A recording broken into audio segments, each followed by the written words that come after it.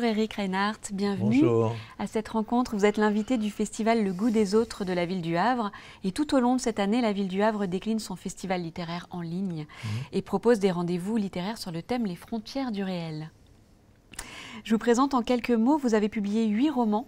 Demi-sommeil, Le moral des ménages, Existence, Cendrillon, qui a été le roman qui vous a vraiment fait exister en tant qu'auteur important de la littérature française. Ensuite, il y a eu Le système Victoria, L'amour et les forêts, La chambre des époux et enfin Comédie française, qui est votre dernier roman publié aux éditions Gallimard. Vous avez également écrit pour le théâtre, que vous aimez beaucoup. Et vous avez écrit ce roman Comédie française qui mélange plusieurs fils conducteurs, plusieurs univers, plusieurs tons, différentes sphères. C'est un roman qui est très dense, qui est vaste, qui va nous raconter d'une part l'histoire de Dimitri Marguerite, qui est un jeune homme de 27 ans, qu'on va suivre pendant un peu plus d'1 an. On va suivre ses pérégrinations professionnelles, amicales, amoureuses aussi, bien sûr. Mais c'est aussi un roman qui nous raconte l'histoire d'Internet, l'histoire vraie de l'invention, ou plutôt de la non-invention, d'Internet en France, par un Français en particulier, Louis Pouzin, qui existe réellement, qui est un homme réel que vous avez rencontré d'ailleurs, je crois, pour écrire ce livre. Un ingénieur dont les recherches auraient pu donner lieu à l'invention d'Internet par les Français. Elles ont été interrompues en 1974 par le président Valéry Giscard d'Estaing au profit du Minitel. Grossière erreur. Décision qui servait les intérêts d'un gros patron français, d'un lobbyiste de génie. Et on découvre, on apprend ou on révise dans ce livre les mécanismes du lobbyisme et la façon dont se passent les choses dans les hautes sphères de la politique, de l'industrie française. Et moi, ça m'a vraiment sidérée à la lecture. En tout cas, à la fin des années 70. À la fin des années 70, mais on peut se douter quand même que les choses, vous allez nous le dire, mais se prolongent et donnent un peu le ton de l'époque aussi dans laquelle on vit. Tout à fait. Et en ça, le roman est très politique, mais pas seulement, puisqu'il est aussi romantique, fantasmagorique, très romanesque. Quand on résume comme ça, c'est déjà un petit peu vertigineux en termes d'intrigue, en termes de construction, en termes d'ambition. C'est pas le premier pavé, entre guillemets, le premier roman complexe dans le bon sens du terme que vous écrivez, Éric Reinhardt. La question que je me pose, la première question que j'ai envie de vous poser, c'est dans quel état d'esprit on se trouve quand on est au seuil d'un roman, quand on va se lancer dans la rédaction d'un roman aussi imposant, important, labyrinthique. C'est un peu effrayant. Il y a des moments de vertige. Vous avez utilisé tout à l'heure le mot vertigineux. Et en effet, il peut y avoir des moments de vertige où on se fait peur et on se dit que ce pari un peu insensé, qu'est le livre tel qu'il mûrit, grandit dans son esprit, ne marchera pas. Ce sera trop difficile à mettre en œuvre. Ou alors qu'il peut marcher dans la tête, mais que voilà, les éléments agencés les uns aux autres feront que ce sera un livre inerte, mort, trop lourd, un peu comme une espèce d'énorme avion, comme ça, dont les réacteurs ne seraient pas assez puissants et qui ne décoderait pas du sol et qui viendrait s'écraser en bout de piste. C'est le type de frayeur qu'on peut avoir lorsqu'on a comme ça l'ambition d'un roman très hétérogène, comme ça, parce que j'ai le goût des autres, mais aussi des formes très hétérogènes. J'aime les contrastes de tessiture, j'aime les oppositions de matière, les ruptures de tonalité, les ruptures temporelles, les cassures dans le récit. J'aime conjuguer des choses qui, d'ordinaire, ne le sont pas dans le roman. J'avais l'ambition, en commençant ce livre, de conjuguer le poétique, l'intime, la comédie, le sarcasme, la chose politique, le politique, l'économique et l'historique. Et en effet, comme ça, on se dit « Waouh, est-ce que ça va fonctionner ?» Et donc, c'est toujours un pari. Et moi, j'aime prendre des risques. Alors, j'aime me mettre en danger. Et en effet, quand on commence un livre comme ça, on se met en danger parce que c'est un livre qu'on ne sait pas écrire a priori. Et moi, je ne peux écrire de livre que si je me lance dans un projet dont, a priori, je peux me dire que je ne sais pas faire. Voilà, même si je commence à avoir un peu d'expérience, puisque déjà dans Cendrillon, j'avais comme ça hybridé des genres différents. D'ailleurs, c'est dans Cendrillon que j'ai expérimenté ce goût pour l'hétérogénéité et puis pour comme ça des élaborations, disons, presque plastiques. Quand j'écris un roman comme celui-ci, je suis écrivain, mais je me vis aussi de l'intérieur comme un plasticien. Et avant d'écrire un livre, ou même quand on commence à écrire un livre, il y a une grosse partie du travail qui se fait par des rêveries dans sa tête, et on marche dans la rue, ou quand on s'endort, on fantasme et on rêve son livre à venir. Et le plaisir que pouvait me procurer ce livre comme ça, quand il était encore à l'état de rêverie, c'était par ces oppositions d'univers et de matière. Et je me disais, ouais, ça va être génial, dans ce livre, je vais hybrider le documentaire, un vrai documentaire, et avec une histoire très romanesque. Et les deux vont se conjuguer d'une façon extrêmement intime. Et j'éprouvais un vif plaisir anticipé que de rêver ce livre comme ça, hybridant des genres aussi différents que vraiment le documentaire, la fiction romanesque, et puis le pamphlet, disons, ou la comédie satirique. Presque, il y a des prises de parole dans le livre qui sont presque comme des morceaux de pamphlets, alors qui émanent du personnage principal, Dimitri. Mais voilà. Donc en effet, moi j'aime me faire peur dans la vie, puis je pense qu'il faut savoir prendre des risques. Et voilà que la réponse que je fais à votre première question est très longue. Non, c'est parfait. Le temps et c'est très intéressant. est compté, donc je vais essayer de... Parce qu'on sent effectivement à la lecture, d'un côté, cette excitation très grande que vous avez à nous partager, tout ce que vous avez découvert, toutes les informations que vous avez rassemblées. Et en même temps, je ne suis pas étonnée que vous me parliez de rêverie et de fantasme, puisqu'il y a une ambiance fantasmagorique à la lecture. Vous avez su garder ça chez votre personnage de Dimitri Marguerite, qui est un homme qui vit un peu dans le rêve et dans quelque chose d'assez onirique. J'aimerais savoir aussi, toujours sur la jeunesse du texte, quelle a été l'étincelle qui est à l'origine de cet incendie, j'ai envie de dire. Vraiment, est-ce que c'est le personnage de Dimitri qui vous est arrivé? Est-ce que c'est cette histoire de Louis Pouzin, cet homme, ce projet arrêté au niveau national? Est-ce que c'est autre chose? En fait, il y en a eu plusieurs. Il y a eu plusieurs, disons, départs d'incendie dans différents endroits de mon cerveau, comme ça. Et puis, voilà, ils ont fini par se rejoindre. Alors, il y a d'autres départs d'incendie qui ont été mis de côté. Mais moi, je peux commencer un livre lorsque un certain nombre d'idées ou de sensations, de désirs que j'ai se mettent à dialoguer entre elles. Et là, ça a été le cas. Donc, il y avait, alors, au départ, une brève lue dans Libération en 2013, annonçant qu'un Français, Louis Pouzin, allait être décoré par la reine d'Angleterre pour avoir été l'un des pères d'Internet. Et ça, franchement, j'étais au café un samedi matin, et quand j'ai lu cette brève, je me suis dit, ça alors, je ne savais pas qu'un Français avait fait des recherches sur Internet, ou disons sur le démarrage d'Internet, et qu'il avait poussé assez loin pour qu'il en vienne à être décoré par la reine d'Angleterre pour être, voilà, l'un des grands contributeurs.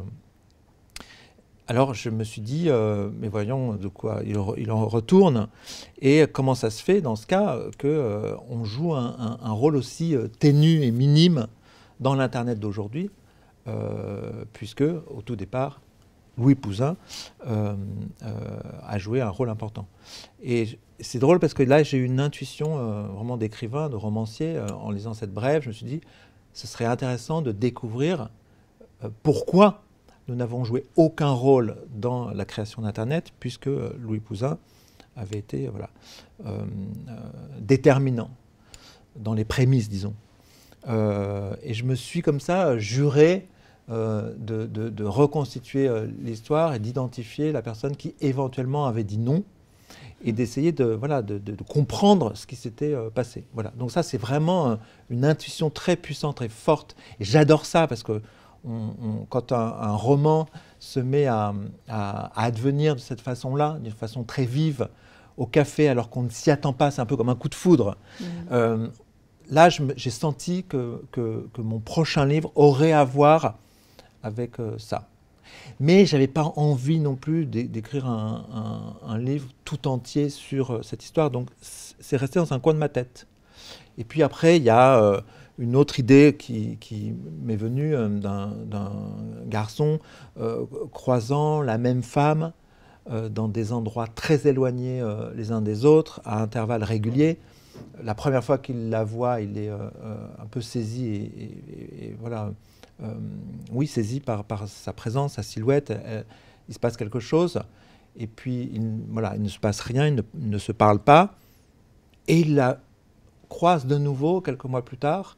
Alors la première fois c'était en Espagne, la seconde fois c'est à Paris, et puis il la croisera une troisième fois. Voilà, donc j'avais cette idée, donc ça a à voir avec le goût des autres, mais aussi avec le goût que j'ai pour toutes les questions de hasard objectif, donc André Breton, les questions de hasard, de providence, de destin, les pétrifiantes coïncidences chères à André Breton, savoir s'écouter, savoir saisir sa chance, les instants décisifs.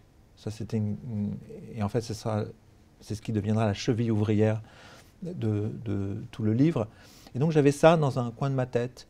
Et puis une histoire aussi, alors là, qui était très ancienne. Donc ça, c'était un départ d'incendie qui avait eu lieu il y a très longtemps, qui était le Max Ernst à New York, la façon dont il décore et construit de ses propres mains ses maisons. Alors en Ardèche, puis après au milieu du désert, à chaque fois dans le cadre d'une histoire d'amour profonde, belle, avec les deux fois une femme artiste. Et puis, le fait que Max Ernst ait enseigné, tout du moins ce qu'il a prétendu, la technique du dripping à Jackson Pollock. Jackson Pollock, avec ses premiers tableaux, donc dripping, etc., ayant dans le fond entraîné le déplacement de l'épicentre artistique mondial de Paris à New York avec l'expressionnisme abstrait. Et donc ça, c'est quelque chose qui me fascinait, de me dire que l'hégémonie incroyable de l'Europe dans le domaine des arts jusque dans les années 50, pour laisser place ensuite à une hégémonie qui dure jusqu'à aujourd'hui encore de la scène artistique américaine, en fait, c'est faite par l'entremise d'un artiste européen. Je trouve ça absolument fascinant que ce passage de relais, parce qu'il y a clairement une rupture entre voilà, la première moitié du siècle et l'immédiate après-guerre, les années 50, 60, 70, où vraiment les Américains prennent leur essor dans le domaine de l'art, et qu'on puisse comme ça reconstituer le moment, alors complètement fantasmatique, et d'ailleurs Dimitri le reconnaît, l'admet, mais voilà, où en fait Max Ernst apprend à Jackson Pollock le dripping, et en fait il s'empare de cette technique Pollock pour créer, dans le fond, je vais très très vite, l'expressionnisme abstrait, et en plus, ça ne s'est certainement pas passé comme ça, mais en tout cas, Max Ernst aimait le raconter de cette façon, et Dimitri, mon héros, aime l'entendre de cette façon, parce que ça lui permet aussi de relire l'histoire, et notamment la montée en puissance graduelle des États-Unis au cours du XXe siècle, et c'est ainsi que je retombe sur mes pattes, dans la rêverie de ce roman que je mûrissais, c'est que je me suis dit qu'il y avait un lien incroyable, en fait, entre voilà, la façon dont les Américains se sont emparés de l'invention de Louis Pouzin, le datagramme, pour créer Internet seul, alors que les Européens réclamaient une coopération internationale. Louis Pouzin réclamait une coopération internationale, et d'ailleurs, un certain nombre d'Américains étaient d'accord pour bâtir ensemble l'Internet, mais en fait, Vint Cerf et Bob Kahn, les créateurs officiels d'Internet, qui avaient sans doute l'intuition de l'importance que pourraient acquérir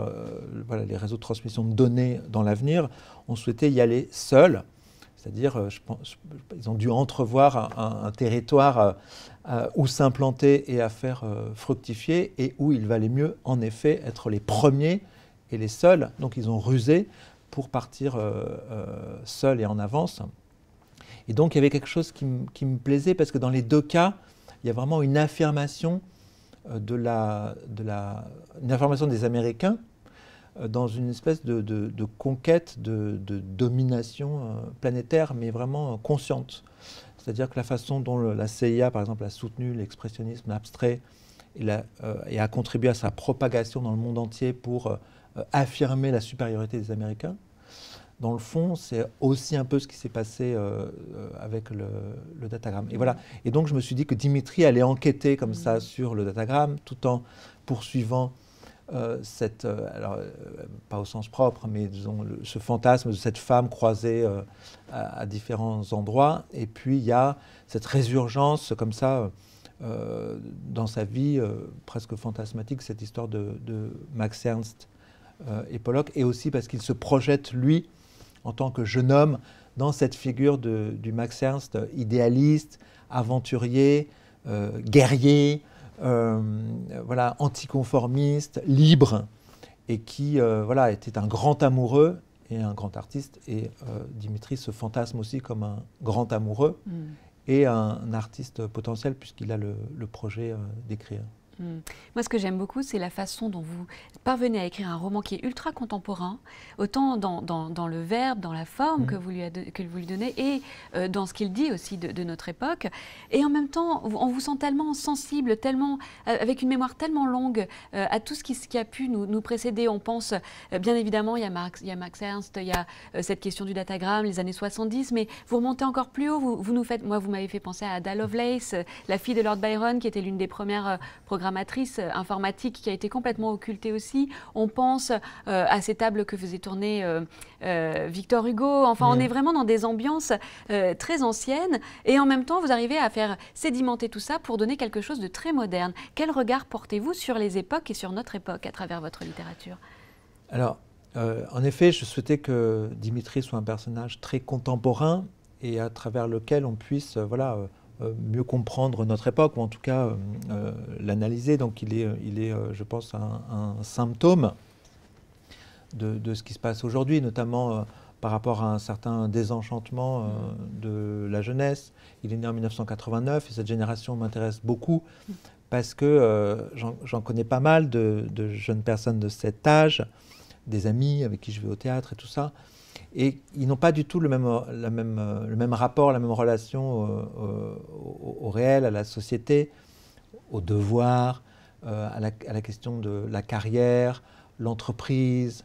Nous, enfin, on était un peu plus formatés, ou en tout cas, on croyait davantage à cette fiction de la vie avec, voilà, où se marie la vie amoureuse, conjugale, familiale et professionnelle. Et puis on part comme ça à l'assaut de cette grande paroi rocheuse qu'est la vie professionnelle. Et puis on démarre de tout en bas. Et puis on monte comme ça et on est patient. Et puis le salaire augmente petit à petit, ainsi que les responsabilités.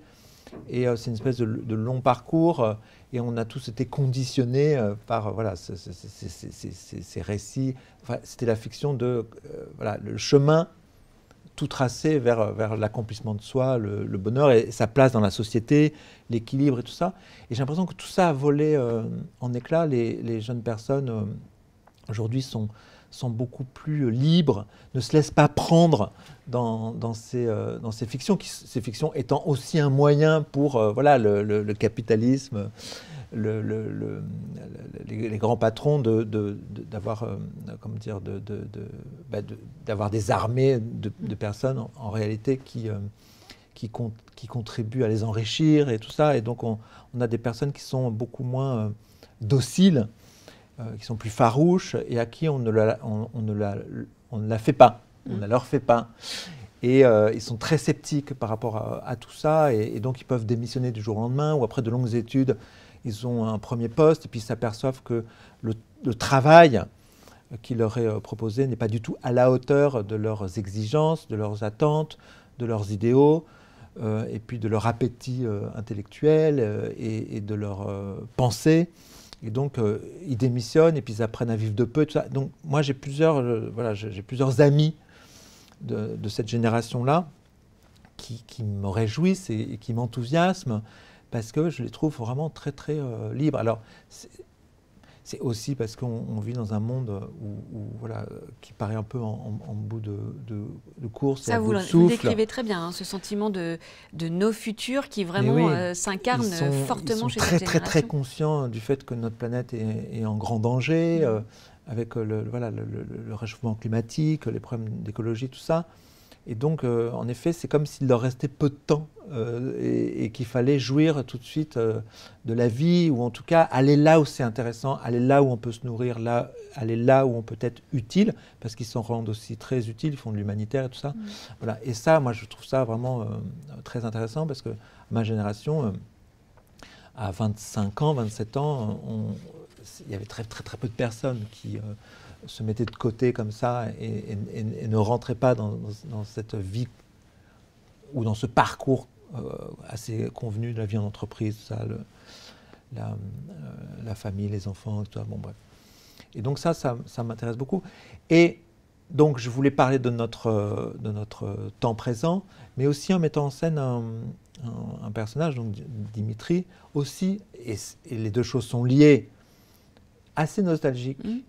Et je vois mon fils qui a 25 ans, ou ses amis dont je parlais tout à l'heure, nés autour des 89-90, ils sont vraiment très nostalgiques, ils portent un regard comme ça attendri sur les années 70 qui leur sont chers, par exemple. Donc ça m'intéressait beaucoup d'explorer les années 70, et c'est aussi pourquoi Dimitri s'intéresse à cette décision funeste prise par Valéry Giscard d'Estaing d'écarter le datagramme de Louis Pouzin, et donc en fait de dire non à l'Internet, même si c'était pas l'Internet, c'était vraiment les tout débuts, mais en tout cas à la préfiguration d'Internet. Et donc là, il y a un moment de bascule, il y a un moment décisif à l'échelle de l'humanité.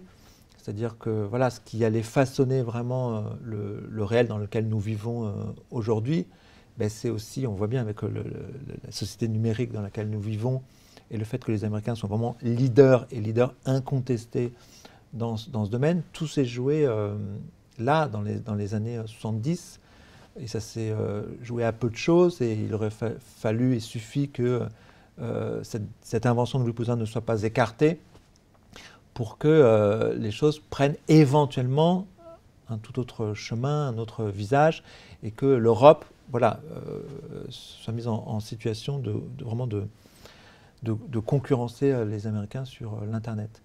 Et donc, Dimitri est très, comme ça, idéaliste, un peu romantique, très littéraire, donc il s'intéresse à la figure d'André Breton est très importante pour lui, les symbolistes, Ibsen, l'Unipo, la Dame de la Mer.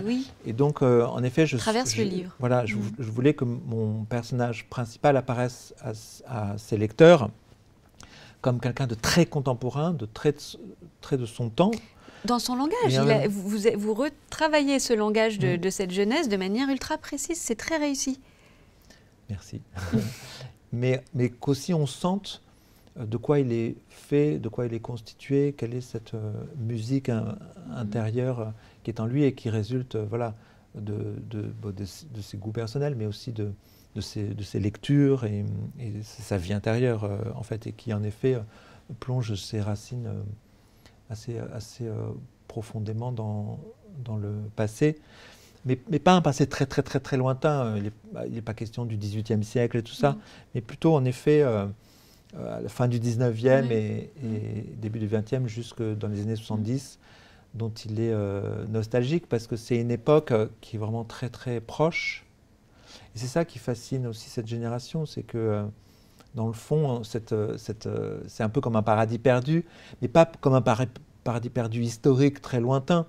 Il est historique, mais en même temps, en fait, les parents de ces jeunes personnes et leurs grands-parents ont vécu ces années-là, donc elles sont très proches. C'est un peu comme un rêve qu'ils auraient fait, dont ils seraient tout imprégnés au réveil. Les années 70 habitent ces jeunes personnes exactement comme un rêve qu'ils auraient fait, et tout proche, comme s'ils pouvaient encore l'attraper, mais voilà, non, c'est fini. Et cette époque-là, ils en sont un peu incrédules, lorsqu'ils en entendent parler, lorsqu'ils voient les films et lorsqu'ils écoutent la musique de ces années-là. Et j'avais envie, cette nostalgie-là, et puis cette atmosphère comme ça, cette liberté des années 70, de la reconstituer aussi dans le livre, parce que j'en montre à travers les arcanes du pouvoir politique français dans ces années-là, avec cette décision funeste prise par Valéry Giscard d'Estaing, pilotée de près ou de loin par cette personne dont vous parliez tout à l'heure, qui s'appelle Ambroise Roux, qui était le patron français le plus puissant alors, qui présidait la CGE, la Compagnie Générale d'Électricité, qui était un homme donc très riche, très influent. C'était vraiment un lobbyiste hors pair. Il avait l'oreille, il a eu l'oreille de 3 présidents de la République successifs.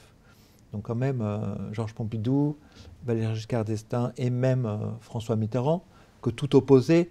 Mais Mitterrand, je pense, était assez fasciné par l'intelligence, la culture, l'érudition et l'esprit d'Ambroise Roux. Donc Ambroise Roux est parvenu à influencer sur certaines décisions François Mitterrand. Mais voilà, je pense, moi, que Ambroise Roux a poussé Valéry Giscard d'Estaing parce que ça arrangeait ses affaires et ça allait dans le sens de ses intérêts. Il l'a poussé à écarter alors pas directement, mais en tout cas par les décisions que Giscard a prises. En effet, les conséquences directes ont été la mise à l'écart de ce datagramme inventé par Louis Pouzin et puis la dislocation d'un consortium informatique européen, Unidata, qui aurait pu devenir l'Airbus de l'informatique, qui était vraiment en très bonne voie, qui était vraiment l'alliance entre des Français, enfin des industriels français, néerlandais et allemands, mais surtout c'était une alliance franco-allemande et qui n'était pas du tout du goût d'Ambroise Roux. Vraiment, on utilise beaucoup le mot goût aujourd'hui, c'est bien. Qui n'était pas du tout du goût d'Ambroise Roux, pas tellement de Giscard. Or, il y avait quelque chose qui se jouait très intimement entre cette invention de Louis Pouzin, le datagramme, donc l'embryon d'Internet, et puis ces ordinateurs qui commençaient à être conçus par cette firme européenne, Unidata, et Louis Pouzin, le jour où on lui a annoncé que la délégation générale à l'informatique et le plan calcul, où il élaborait le datagramme, allait être abattu, supprimé par Giscard, eh bien ce jour-là, il était au salon du livre, au salon de l'informatique de Hambourg, où il faisait les premières démonstrations de transmission de données par le datagramme sur une machine Unidata. C'est-à-dire que ça fonctionnait. Et il y avait des universités européennes qui étaient très, très demandeuses de ça pour mettre leur base de données en partage. Et ce que m'a raconté Louis Pouzin, c'est qu'en fait, si on les avait laissés continuer ce travail qu'ils avaient entrepris, et si les universités européennes s'étaient en effet emparées de ce réseau de transmission de données qui s'appelait Cyclade, eh bien les universités américaines se seraient sans doute alignées, auraient rejoint le grand réseau mondial des universités. Et on sait le rôle qu'ont joué les universités, les universitaires et les étudiants dans la propagation d'Internet. Et en fait, si ça s'était joué en Europe, je pense que les choses auraient été très différentes et on aurait pris de vitesse les Américains et on aurait pris de vitesse Bob Kahn et Vint Cerf qui, en fait, se seraient retrouvés dans la situation de devoir courir derrière le réseau Cyclade et Unidata. Voilà. Et ça, on ne peut que le déplorer et c'est ce qui m'a passionné dans l'écriture de ce livre. Et je dois dire que c'était vraiment un bonheur et un régal que de converser pour écrire Comédie française avec Louis Pouzin, qui a 90 ans aujourd'hui, qui est devenu un ami. Vraiment, on s'adore. Et puis aussi Maurice Allègre, qui était le le délégué général à l'informatique, c'est la personne qui avait recruté Louis Pouzin pour créer un réseau de transmission de données en France. Donc j'ai beaucoup parlé avec eux deux pour écrire Comédie française. Et voilà, il y a quelque chose, pour reprendre le terme que vous avez utilisé tout à l'heure, quelque chose d'assez vertigineux de converser avec deux personnes qui, en fait, ont contribué à l'invention d'Internet. C'est-à-dire qu'aujourd'hui, c'est tellement présent dans nos vies qu'on a du mal à se projeter dans un temps où deux personnes, comme Louis Pouzin et Maurice Allègre, ben voilà, en fait, ont commencé à bricoler ce truc dans leur laboratoire. Et on peut parler avec eux, alors j'allais dire comme on pourrait parler avec Léonard de Vinci, mais j'exagère, mais en tout cas, c'est à chaque fois que je l'ai rencontré pour préparer ce livre, je me dis, mais c'est dingue, en fait, je suis en train de parler avec deux des personnes qui, dans le monde, ont élaboré ce qu'est Internet. Et Louis Pouzin, qui a 90 ans aujourd'hui, est resté, comme je le décris dans mon roman, un vrai jeune homme. Et il n'en conçoit absolument aucune amertume de ce qui s'est passé. Et il a fait ce qu'il devait faire à un moment. Ça n'a pas été du goût des politiques d'alors. Et voilà, il est parti sur autre chose. Il a inventé d'autres trucs. Et il continue d'ailleurs à travailler dans le domaine de l'Internet sur des choses que je comprends à moitié, mais en vue d'améliorer le fonctionnement d'Internet aujourd'hui. J'aimerais revenir tout de même sur cette question du désir amoureux, plus que du sentiment amoureux presque dans ce livre, puisque vous parliez de cette femme qui se matérialise plusieurs fois sous les yeux de notre héros et qui le rend complètement fou. Il est fasciné par elle, il la rencontre par hasard dans différents endroits, vous l'avez dit, hein. Et à chaque fois, il regrette terriblement la façon dont il l'aborde et qui ne fait pas arriver l'histoire d'amour qu'il attend. Mais en même temps, on a l'impression que la force de son désir est tellement grande qu'elle a le pouvoir de faire se matérialiser devant lui, cette femme. On se demande si c'est une coïncidence ou un hasard, ou si c'est lui qui fait arriver cette apparition, cette femme désirée à l'extrême. Quelle est pour vous l'importance du désir amoureux dans ce livre? C'est au lecteur de décider. Mais en tout cas, c'est parce que je crois beaucoup à la ferveur. Oui. Et je pense que quand on désire quelque chose très profondément, elle finit toujours d'une manière ou d'une autre par arriver. Et c'est ce que je voulais faire circuler dans le livre. Je ne l'affirme pas, ce sont des choses qu'on ne peut pas affirmer, parce que ça relève vraiment de l'expérience, de l'intuition, c'est fragile. Donc il fallait que je l'organise dans le livre d'une manière immanente comme ça et que le lecteur en soit même surpris. Mais en effet, la chose arrive. C'est-à-dire qu'il a tellement souhaité que la chose arrive. Donc en fait, on voit Dimitri très à l'écoute de lui-même. C'est presque musical la façon dont il s'oriente dans le réel en s'écoutant et très conscient du fait que en fait, on peut commettre des erreurs en ne prenant pas la bonne décision au bon moment, un peu comme avec Internet. Oui. Et voilà. Donc c'est ça aussi, hein, oui. Voilà, c'est ça l'écho. Et donc il fait attention et il suit son instinct et il y croit. Il y a la question de la ferveur, elle est absolument fondamentale. Et il y avait longtemps, il y a longtemps que je tourne autour de ces questions qui sont aussi très présentes dans les livres d'André Breton.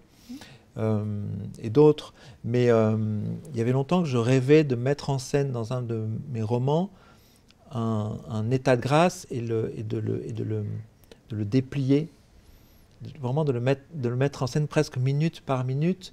Et la longue errance de Dimitri dans Bordeaux, dans le livre, où c'est une journée, on l'apprend, il se réveille le matin, mais même on pourrait considérer que ça commence la veille au soir, jusqu'au soir, et on suit Dimitri dans chaque décision, les directions qu'il prend, et finalement c'est la description d'un état de grâce, puisque cette journée-là se conclut par une espèce de alors là pour le coup très pétrifiante coïncidence, voilà. Et donc j'avais envie d'orchestrer ça dans un roman, voilà, parce que ça parle en effet de ça, des instants décisifs, de la question de savoir, de l'importance de se concilier Mais comment? Ça, c'est la question. Les bonnes grâces du hasard. Et Dimitri est assez obsédé par ça. Comment se concilier les bonnes grâces du hasard. Et c'est vrai que quand il se produit dans la vie plusieurs fois des signes très forts qui montrent qu'il se passe un truc, comme rencontrer la même femme dans différents endroits que rien ne relie a priori, là, Dimitri se dit qu'il se passe quelque chose, qu'il est entendu, qu'il est écouté, et que dans le fond, sans doute que le réel est traversé comme ça par des courants souterrains, sans être particulièrement versé dans l'ésotérisme et tout ça, et la parapsychologie, je ne le suis pas du tout. Mais néanmoins, on a tous constaté dans la vie quand même voilà, des coïncidences, et puis l'intuition comme ça, qu'en fait, vivre et réussir sa vie, c'était aussi savoir attraper des courants souterrains, un peu comme un navigateur sait prendre le bon chemin avec les courants, les bons vents et tout ça. Et il y a quelque chose de cet ordre-là, voilà, que je voulais explorer dans ce livre. Et qui contribue à cette atmosphère de rêve et de fantasme qui imbibe ce texte. Pour conclure, Eric Reinhardt, j'ai une question qui est en lien avec le festival, le goût des autres, et qui est en lien avec le goût. Que vous inspire l'expression le goût des autres? D'abord, je pense que tous les écrivains ont répondu ça, mais on pense d'abord au film d'Agnès Jaoui, voilà, avec le regretté, l'immense et regretté Jean-Pierre Bacry. D'ailleurs, il faudrait que j'avais adoré ce film lorsqu'il est sorti, je pense en 2000. Il faudrait que je le revoie. Mais sinon, voilà, le goût des autres, je pense que la littérature forcément a à voir avec le goût des autres. On ne peut pas écrire des romans si on n'a pas un minimum le goût des autres et même le dégoût des autres. Je pense que la littérature travaille autant avec le goût des autres qu'avec le dégoût des autres. Je pense qu'on commence toujours en partant de soi et du goût de soi et du dégoût de soi aussi. Et puis on en arrive voilà, forcément aux autres, et il faut vraiment voilà, avoir le goût des autres ou le dégoût du monde pour voilà, nourrir et bâtir des personnages et les mettre dans des situations et raconter des histoires. Donc le nom, le patronyme de ce festival est à cet égard très bien choisi. Eh bien, merci beaucoup Eric Reinhardt. Je rappelle le titre de votre livre, Comédie française au pluriel, chez Gallimard, et je vous remercie pour cet échange. Merci beaucoup.